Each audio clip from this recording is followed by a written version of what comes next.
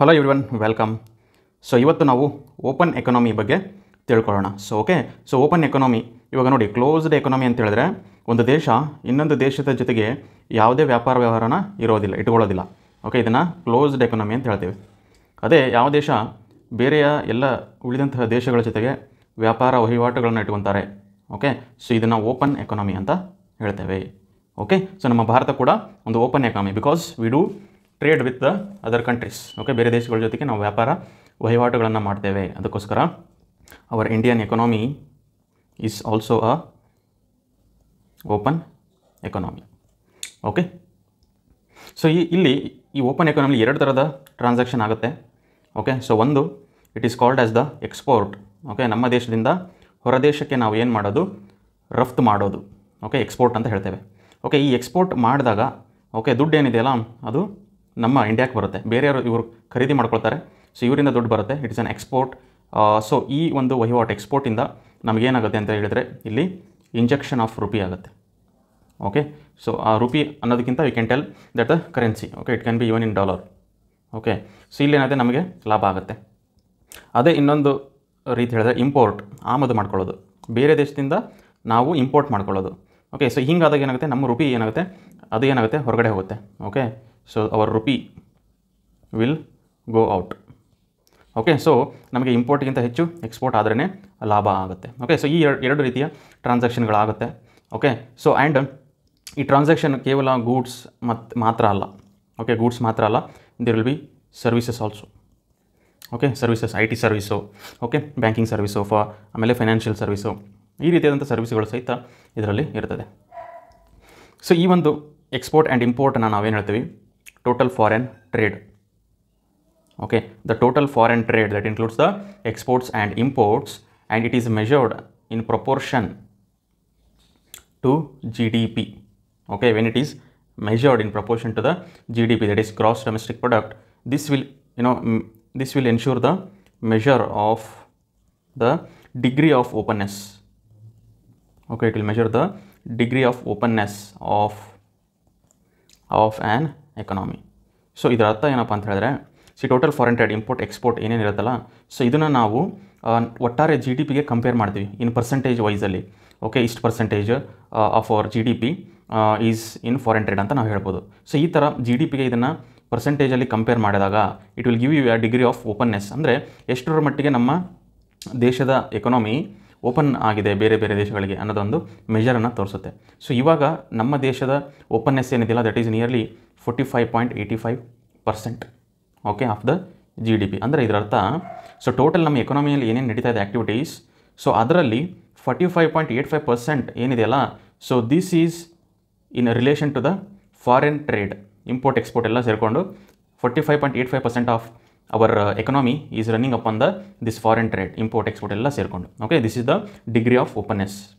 ನಮ್ಮ ದೇಶದ degree of openness ಎಷ್ಟಿದೆ ಅಂದರೆ 45.85% ಆಫ್ ಅವರ್ GDP ಅಂತ ಹೇಳ್ಬೋದು.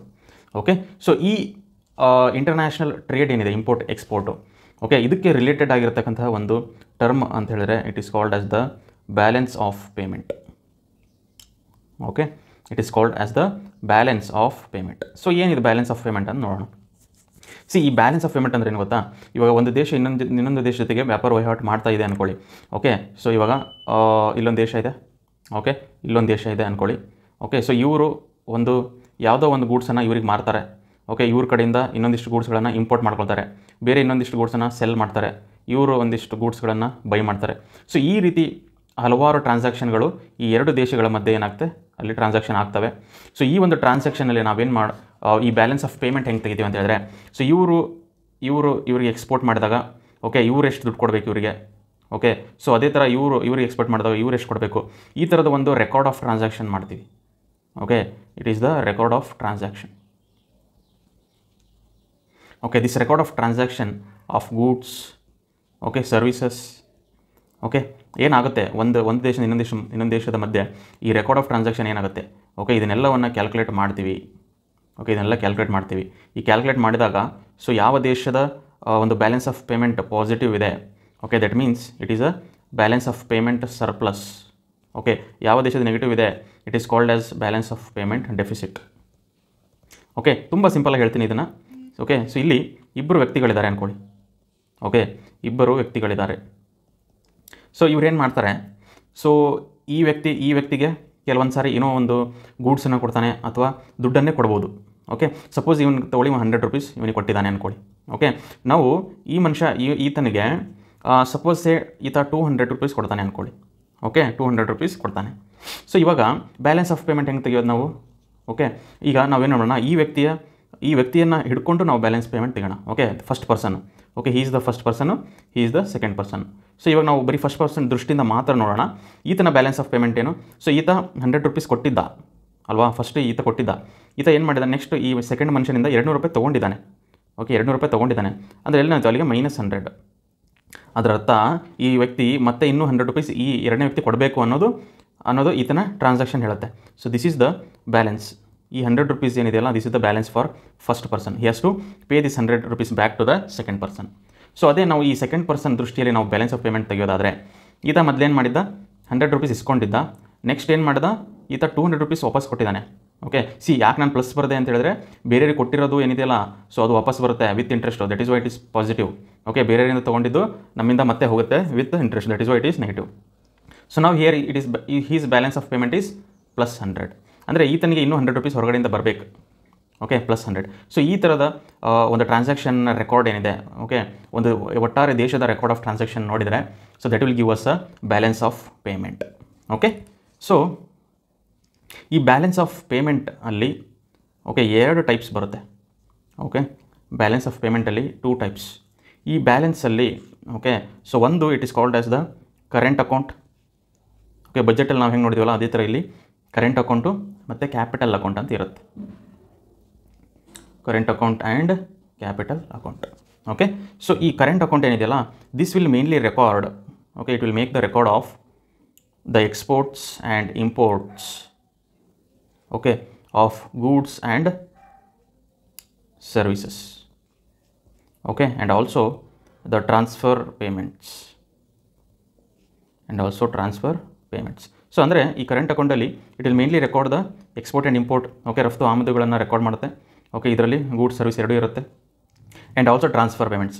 ಟ್ರಾನ್ಸ್ಫರ್ ಪೇಮೆಂಟ್ ಅಂತ ಹೇಳಿದ್ರೆ ಯಾವುದೋ ಒಂದು ಪೇಮೆಂಟು ನಮ್ಮ ಭಾರತಕ್ಕೆ ಬರಲಿ, ಓಕೆ, ಅದನ್ನು ನಾವು ರಿಟರ್ನ್ ಮಾಡ್ತಕ್ಕಂಥ ಅವಶ್ಯಕತೆ ಇರಲ್ಲ. ಅಂದರೆ it is like A gift. Okay, gift ಅಂತ ಹೇಳ್ತೇವೆ. ಸೊ ಆ ಥರದ್ದು ಏನಾದರೂ ಬಂದರೆ, so it is called as transfer payment. ಅದನ್ನು ವಾಪಸ್ ಕೊಡಬೇಕು ಅನ್ನೋ ಯಾವುದೇ ಒಂದು ಕಂಪಲ್ಷನ್ ಇರೋದಿಲ್ಲ. ಅದೇ ಲೋನ್ ಆದರೆ you have to give it back. Okay, ಹೊರಗಡೆ ಕೊಡಬೇಕಾಗುತ್ತೆ. So that is not under current account, it will come under the capital account. So ಈ ಥರದ record of goods and services ಮಾಡಿದಾಗ, ಓಕೆ, ವೆನ್ ಆ countries export is more than the import. Okay, export of goods. Okay, ಇಲ್ಲಿ ನಾವು ಸರಕುಗಳ ಬಗ್ಗೆ ಮಾತಾಡ್ತೀವಿ. ಸರಕುಗಳ ರಫ್ತು ಜಾಸ್ತಿ ಆಗಿದ್ದರೆ, okay, then it can be called as the trade surplus. ಇಲ್ಲ ಅಂತ ಹೇಳಿದ್ರೆ ನಮ್ಮ ಸರಕು ಎಕ್ಸ್ಪೋರ್ಟ್ಗಿಂತ ಇಂಪೋರ್ಟೇ ಜಾಸ್ತಿ ಇದ್ದರೆ ಅದನ್ನು ನಾವು ಟ್ರೇಡ್ ಡೆಫಿಸಿಟ್ ಅಂತ ಹೇಳ್ತೇವೆ. ಓಕೆ, ಇವೆರಡನ್ನು ನೆನ್ಪಿಟ್ಕೊಳ್ಳಿ. ಸೊ ಇದು ಓನ್ಲಿ ರಿಲೇಟೆಡ್ ಟು ಸರಕಿಗೆ ಮಾತ್ರ ಟ್ರೇಡ್ ಡೆಫಿಸಿಟ್ ಸರ್ಪ್ಲಸ್ ಅಂತೀವಿ. ಇಲ್ಲಿ ಸರಕು ಸಾಮಗ್ರಿಗಳಾಯಿತು ಮತ್ತು ಸರ್ವಿಸಸ್ ಸೇವೆಗಳು ಟ್ರಾನ್ಸ್ಫರ್ ಮಾಡಿ ಇವೆಲ್ಲ ಸೇರಿಕೊಂಡಾಗ it will become a current account.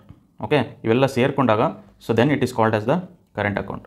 So ಈ ಒಟ್ಟಾರೆ ಎಲ್ಲ ಸೇರಿಕೊಂಡು ಎಕ್ಸ್ಪೋರ್ಟ್ ಏನಾದರೂ ಜಾಸ್ತಿ ಇದ್ದರೆ ಇಂಪೋರ್ಟ್ಗಿಂತ, then it is called as the current account surplus. Okay, current account surplus. Because ಇಲ್ಲಿ ನಾವು ಎಕ್ಸ್ಪೋರ್ಟ್ ಜಾಸ್ತಿ ಮಾಡಿದ್ರೆ ನಮಗೆ ದುಡ್ಡು ಹೊರಗಡೆಯಿಂದ ಬರಬೇಕು. That is why it is current account surplus. ಇಲ್ಲ ಇಂಪೋರ್ಟ್ ಜಾಸ್ತಿ ಆಯಿತು ಅಂದರೆ then it is called as current account deficit. Okay, current account deficit ನೆನ್ಪಿಟ್ಕೊಳ್ಳಿ, ಇದು ತುಂಬ ಹೆಲ್ಪ್ ಆಗುತ್ತೆ ಎಕಾನಮಿಯಲ್ಲಿ. ಓಕೆ, ಆ್ಯಂಡ್ ಇದೇ ಥರ ಸೊ ಇವಾಗ ಕ್ಯಾಪಿಟಲ್ ಅಕೌಂಟ್ ಇದೆಯಲ್ಲ, ಸೊ ಈ ಕ್ಯಾಪಿಟಲ್ ಅಕೌಂಟ್ ಅಂತ ಹೇಳಿದ್ರೆ it is nothing but it is the international sales and purchase. It is the international sales and purchase of assets.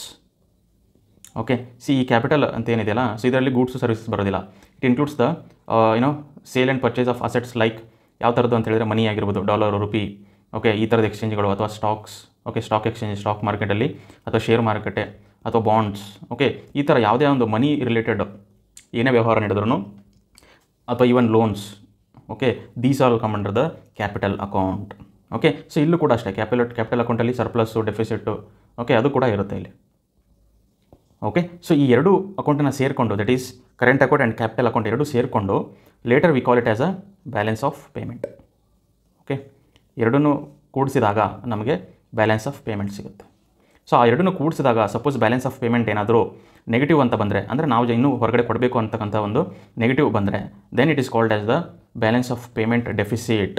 Okay, we are sing deficit because ನಮಗೆ ಹೊರಗಡೆಯಿಂದ ಬರೋದಿಲ್ಲ, ನಾವೇ ಇನ್ನೊಬ್ಬರಿಗೆ pay ಮಾಡಬೇಕು. That is why it is deficit. Suppose ಇದು positive ಬಂದರೆ, ಅಂದರೆ ಹೊರಗಡೆಯಿಂದ ನಮಗೆ ಇನ್ನೂ ದುಡ್ಡು ಬರಬೇಕು ಅಂತ ಆ ಥರ ಬಂದರೆ, then it can be called as the balance of payment surplus. Okay, so this is the balance of payment related. Okay, I hope you all understood. Okay, thank you very much.